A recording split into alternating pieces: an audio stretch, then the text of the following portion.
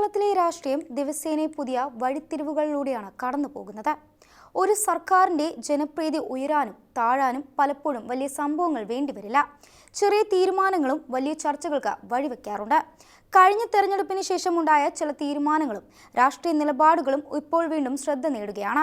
UDFന്റെ ഭരണരീതിയെയും മുന്നണിക്കുള്ളിലെ അഭിപ്രായ വ്യത്യാസങ്ങളെയും കുറിച്ചുള്ള ചർച്ചകൾ ശക്തമാകുന്ന ഈ സാഹചര്യത്തിൽ അടുത്ത തെരഞ്ഞെടുപ്പിനെ സ്വാധീനിക്കാൻ സാധ്യതയുള്ള ചില പ്രധാന വിഷയങ്ങളാണ് പരിശോധിക്കുന്നത്. ഇത് വിശദമായി നോക്കാം. ഞാൻ ദേവിക ഷാജി. ഇപ്പോൾ തന്നെ കേരളത്തിലൊരു നിയമസഭാ തെരഞ്ഞെടുപ്പ് നടന്നാൽ എന്ത് സംഭവിക്കും? UDF വീണ്ടും അധികാരത്തിലെത്തുമോ? അതോ ഇപ്പോഴത്തെ രാഷ്ട്രീയ സാഹചര്യങ്ങൾ അവരുടെ പ്രതീക്ഷകൾക്ക് തിരിച്ചടിയാകുമോ? സോഷ്യൽ മീഡിയയിലും രാഷ്ട്രീയ ചർച്ചകളിലും ഈ ചോദ്യം ഇപ്പോൾ കൂടുതൽ ഉയർന്നു വരുന്നുണ്ട്. തെരഞ്ഞെടുപ്പിന് ഇനിയും സമയം ബാക്കിയുണ്ടെങ്കിലും സർക്കാരിന്റെ ഓരോ തീരുമാനവും ജനങ്ങൾ എങ്ങനെ കാണുന്നു എന്നത് രാഷ്ട്രീയ പാർട്ടികൾ വളരെ ശ്രദ്ധയോടെയാണ് വിലയിരുത്തുന്നത്. UDFനെ കുറിച്ച് ഇപ്പോൾ ഉയരുന്ന ചില രാഷ്ട്രീയ വിലയിരുത്തലുകളാണ് ഇവ. അന്തിമ തെരഞ്ഞെടുപ്പ് ഫലമല്ല, മറിച്ച് രാഷ്ട്രീയ നിരീക്ഷകരും പ്രവർത്തകരും ചർച്ച ചെയ്യുന്ന ചില കാര്യങ്ങളാണ്. കഴിഞ്ഞ നിയമസഭാ തെരഞ്ഞെടുപ്പിന് മുമ്പ് UDFന് അനുകൂലമായ വലിയ അന്തരീക്ഷമാണ് ഉണ്ടായിരുന്നത്. സോഷ്യൽ മീഡിയയിലും പൊതു ചർച്ചകളിലും നിരവധി പേർ UDFന് അനുകൂലമായ അഭിപ്രായങ്ങൾ പങ്കുവച്ചിരുന്നു. എന്നാൽ ഇന്ന് അതേ ആളുകളിൽ ചിലർ സർക്കാരിന്റെ പ്രവർത്തനങ്ങളെ വിമർശിക്കുന്നതായി രാഷ്ട്രീയ നിരീക്ഷകർ ചൂണ്ടിക്കാട്ടുന്നു. ഇപ്പോഴത്തെ പ്രധാന ചർച്ചകളിൽ ഒന്നാണ് മുഖ്യമന്ത്രി VD സതീശന്റെ ഭരണശൈലി. ചിലർ പറയുന്നത് അദ്ദേഹം എല്ലാ കാര്യങ്ങളിലും നേരിട്ട് ഇടപെടുന്ന രീതിയാണ് സ്വീകരിക്കുന്നതെന്നാണ്. മറുവശത്ത് അദ്ദേഹത്തെ പിന്തുണയ്ക്കുന്നവർ പറയുന്നത് പ്രധാന വിഷയങ്ങളിൽ നേരിട്ട് ഇടപെടുന്നത് ഒരു മുഖ്യമന്ത്രിയുടെ ഉത്തരവാദിത്തമാണെന്നാണ്. ഇതിനിടെ മന്ത്രിമാരുടെ വകുപ്പുകളിലും മുഖ്യമന്ത്രി കൂടുതൽ ശ്രദ്ധ ചെലുത്തുന്നു എന്ന വിമർശനവും ഉയരുന്നുണ്ട്. ഇത് സർക്കാരിനുള്ളിൽ തന്നെ അഭിപ്രായ വ്യത്യാസങ്ങൾക്ക് കാരണമാക്കുന്നുണ്ടോ എന്ന ചോദ്യവും രാഷ്ട്രീയ രംഗത്ത് ചർച്ചയാകുന്നു. പ്രത്യേകിച്ച് ആഭ്യന്തര വകുപ്പുമായി ബന്ധപ്പെട്ട ചില വിഷയങ്ങളിൽ മുഖ്യമന്ത്രിയും മറ്റു മുതിർന്ന നേതാക്കളും തമ്മിൽ അഭിപ്രായ വ്യത്യാസമുണ്ടെന്ന തരത്തിലുള്ള വാർത്തകളും പുറത്തു വന്നിരുന്നു. എന്നാൽ അതിനെക്കുറിച്ച് ഔദ്യോഗികമായി വ്യക്തമായ വിശദീകരണങ്ങൾ ലഭിച്ചിട്ടില്ല. സർക്കാരിനെതിരെ ഏറ്റവും കൂടുതൽ ചർച്ചയായ വിഷയങ്ങളിൽ ഒന്നാണ് മദ്യനയവുമായി ബന്ധപ്പെട്ട തീരുമാനം. വീര്യം കുറഞ്ഞ മദ്യത്തിന്റെ നികുതി കുറയ്ക്കാനുള്ള നീക്കം ചില വിഭാഗങ്ങളിൽ പ്രതിഷേധത്തിന് കാരണമായി. ഈ വിഷയത്തിൽ UDFനെ പിന്തുണച്ചിരുന്ന ചിലർക്കിടയിലും അഭിപ്രായ വ്യത്യാസങ്ങളുണ്ടെന്ന വിലയിരുത്തലുകളും ഉയർന്നുണ്ട്. ബജറ്റിന്റെ ഭാഗവുമായുള്ള ഫിനാൻസ് ബില്ലിൽ ഈ നിർദ്ദേശം ഒഴിവാക്കണമെന്ന് ചില കോൺഗ്രസ് നേതാക്കൾ ആവശ്യപ്പെട്ടു എന്ന റിപ്പോർട്ടുകളും പുറത്തു വന്നിരുന്നു. എന്നാൽ സർക്കാർ തന്റെ നിലപാടിൽ മാറ്റം വരുത്തിയില്ല എന്നതാണ് രാഷ്ട്രീയ ചർച്ചകളിൽ ഉയരുന്ന മറ്റൊരു വിഷയം. ന്യൂനപക്ഷ സമൂഹങ്ങൾക്കിടയിലും ചില തീരുമാനങ്ങൾ ചർച്ചയാകുന്നുണ്ട്.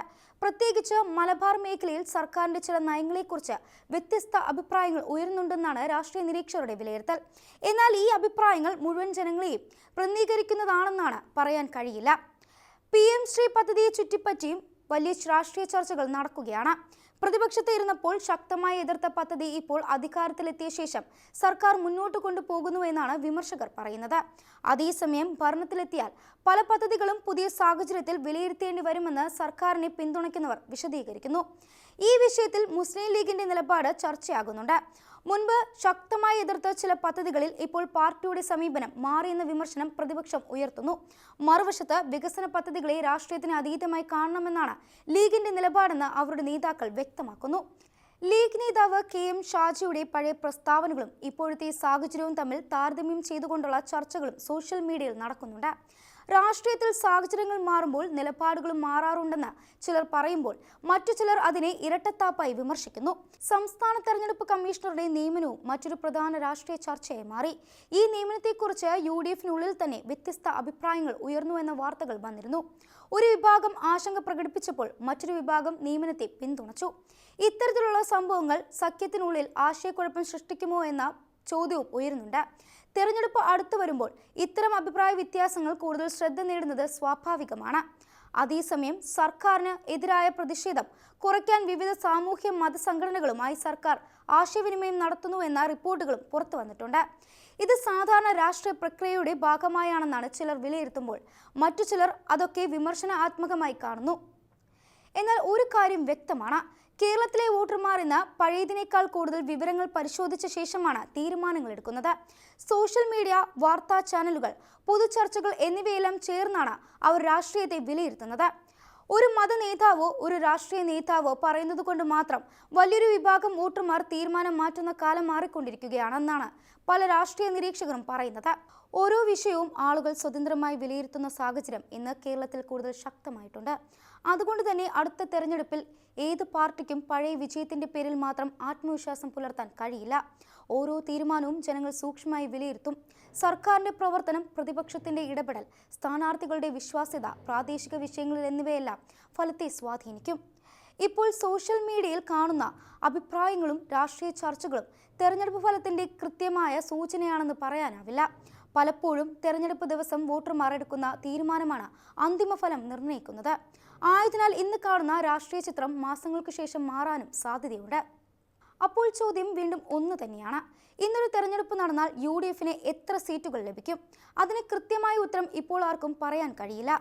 അഭിപ്രായ സർവേകളും രാഷ്ട്രീയ വിലയിരുത്തലുകളും ഒരു ചിത്രം നൽകുമെങ്കിലും അന്തിമ തീരുമാനമെടുക്കുന്നത് ജനങ്ങളാണ്. അടുത്ത തെരഞ്ഞെടുപ്പിലേക്ക് കേരളം രാഷ്ട്രീയം കടക്കുമ്പോൾ ഓരോ തീരുമാനവും, ഓരോ പ്രസ്താവനയും, ഓരോ രാഷ്ട്രീയ നീക്കവും വലിയ ചർച്ചയാകും. ജനങ്ങളുടെ വിശ്വാസം നിലനിർത്താൻ എല്ലാ മുന്നണികൾക്കും കഠിനമായി പരിശ്രമിക്കേണ്ടി വരും. അതുകൊണ്ട് തന്നെ വരും മാസങ്ങളിലെ രാഷ്ട്രീയ സംഭവ വികാസങ്ങൾ കേരളത്തിന്റെ രാഷ്ട്രീയ ഭാവിയെ എങ്ങനെ മാറ്റിമറിക്കുമെന്നതാണ് ഇനി എല്ലാവരും ഉറ്റുനോക്കുന്നത്.